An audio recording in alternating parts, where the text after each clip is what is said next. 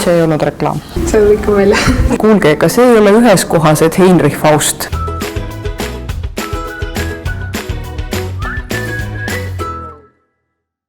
Tere tulemast saate Tuttav nägu teise ossa.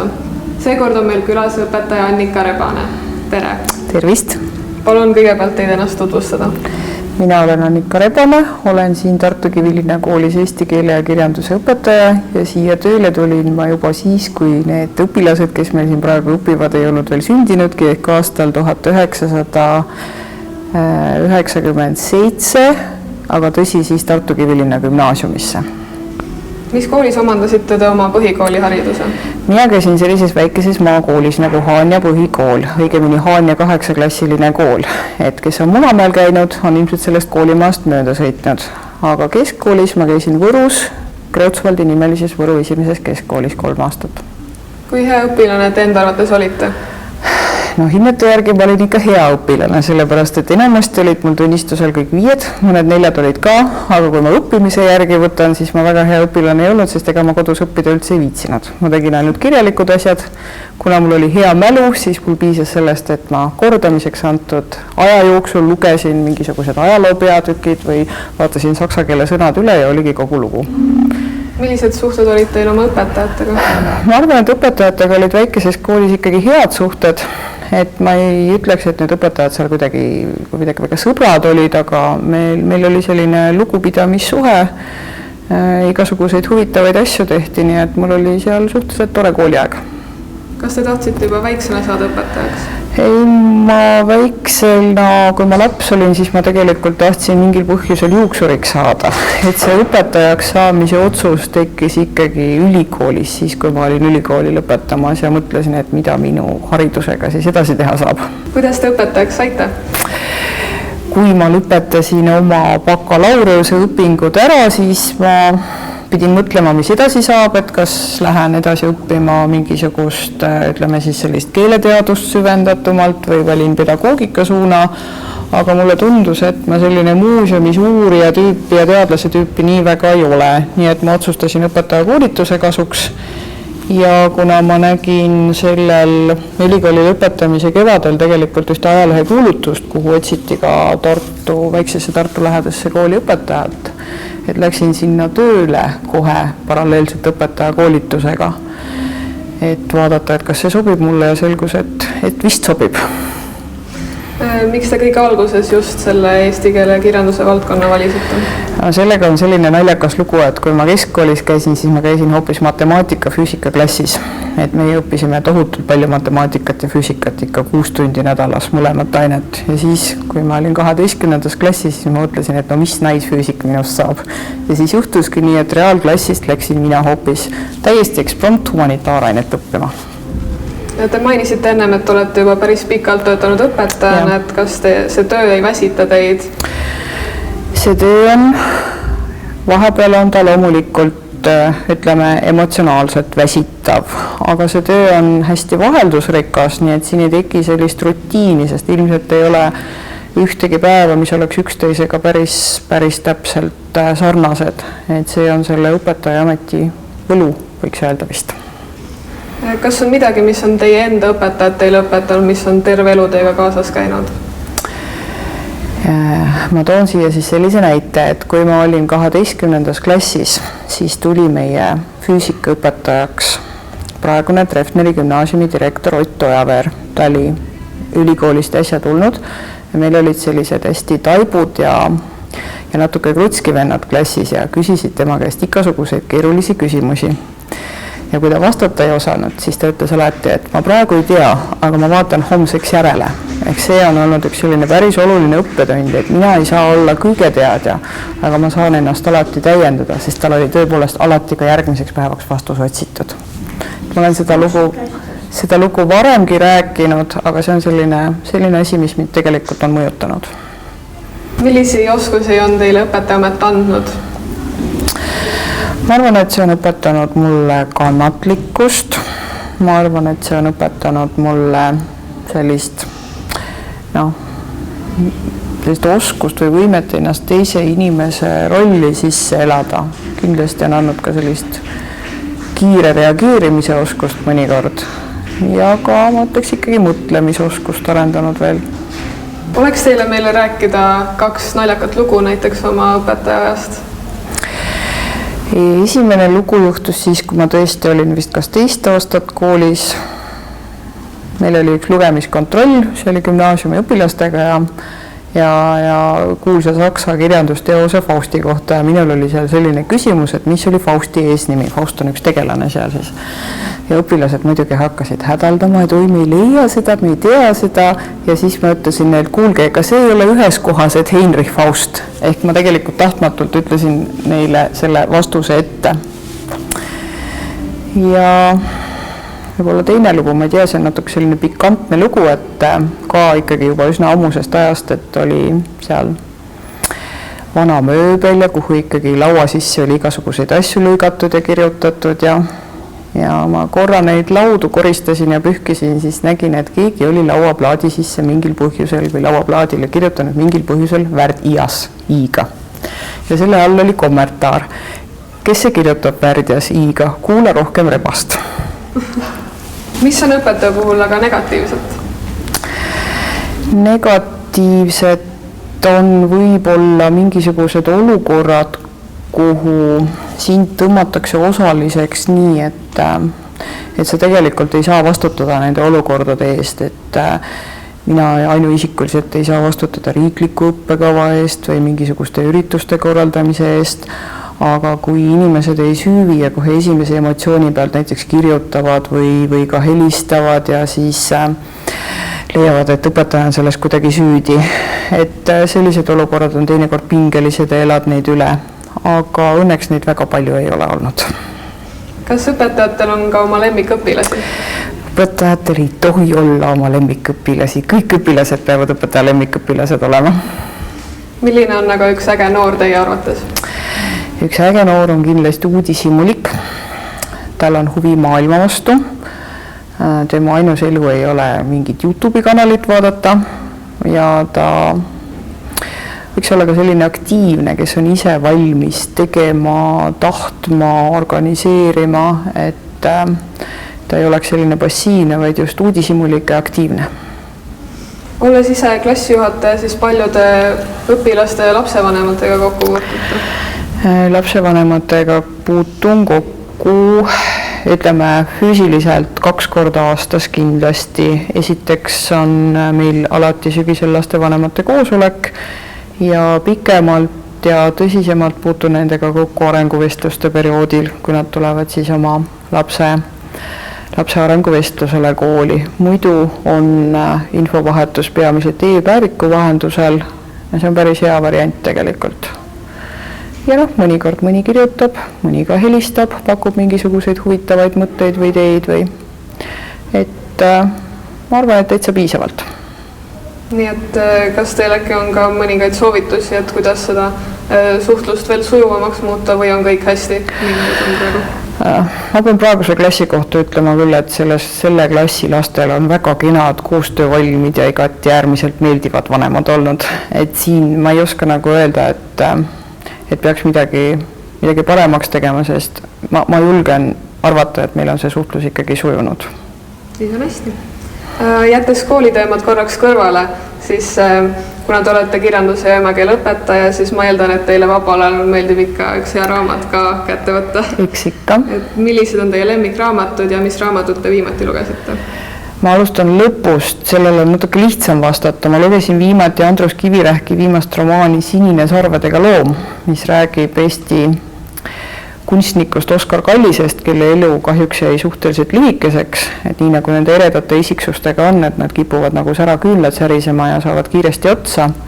Et see oli selline huvitav lugu, päeviku vormis kirjutatud ja nagu Kivirähkil ikka reaalsus seguneb sellise muinasjutulisusega.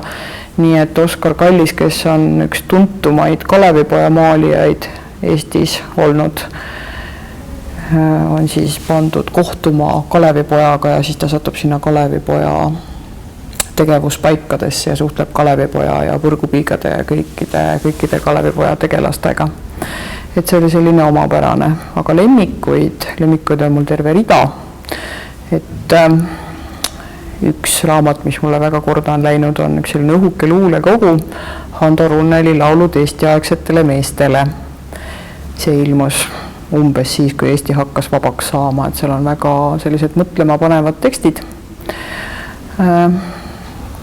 Mulle meeldib näiteks Jaapani kirjanduse üks tuntumaid romaane Haruki Murakami Norramets, räägib noortest inimestest, tänapäeva ühiskonna teemadest, probleemidest.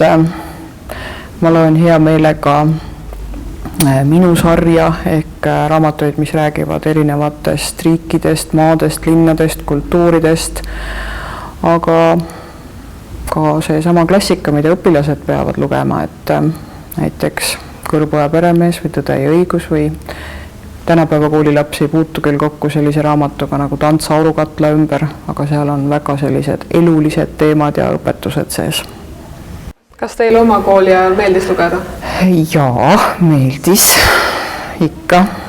Ma lihtsalt mäletan ühte pühapäeva hommikut lapsepõlves, kui ma seisin kodus raamaturiiuli ees ja vaatasin niimoodi nõutu pilguga riiulit, sest mulle tundus, et ma olen kõik raamatud läbi lugenud ja nüüd mul ei olegi mitte midagi pühapäeval lugeda. Milline suhe on teie arvates praeguse noortel lugemisega, et kas huvi noortes kasvab või pigem kahaneb? No ikka pigem kahaneb, sellepärast, et nii palju muid ahvatlusi on kõrval ja eks ju maailm liigub ka osaliselt sellise pildilise informatsiooni suunas rohkem, et öeldakse ju ka, et üks pilt räägib rohkem kui 1000 sõna ja naljahambad heidavad nalja, et liigume tagasi selliste piltkirja suunas. Aga võib-olla võiks mõelda siis see noor inimene niimoodi, et selle sama raamatu lugemine, mis kirjandusõpetaja annab läbi lugeda, et see on samamoodi õppeülesanne, nagu on bioloogia kontrolltööks õppimine või matemaatikaks õppimine, et tähtis on, et inimene teadvustaks endale, et see lugemisoskus ei tule lihtsalt niisama, aga lugemisoskus on kõige olulisem õpioskus, sellest sõltuvad kõik muud õpioskused, pikemas perspektiivis edasised haridusvalikud ja et ta peaks omandama selle lugemiskiiruse, mis võimaldab tal lugeda umbes 2 sõna sekundis, siis saab ta loetust aru ka. Kuna õpilased tavaliselt oma õpetajaid isiklikult ei tea, siis millega te omal vabal ajal tegelete? Ma käin vabal ajal päris palju teatris, mulle meeldib see ja siis mul on, ütleme, ma käin vanemate kodus või lapsepõlve kodus, meil on seal aed, maatööd, nii et tegelen sellega peamiselt. Kas teil on ka lemmikloomi, missugune muusika teile meeldib?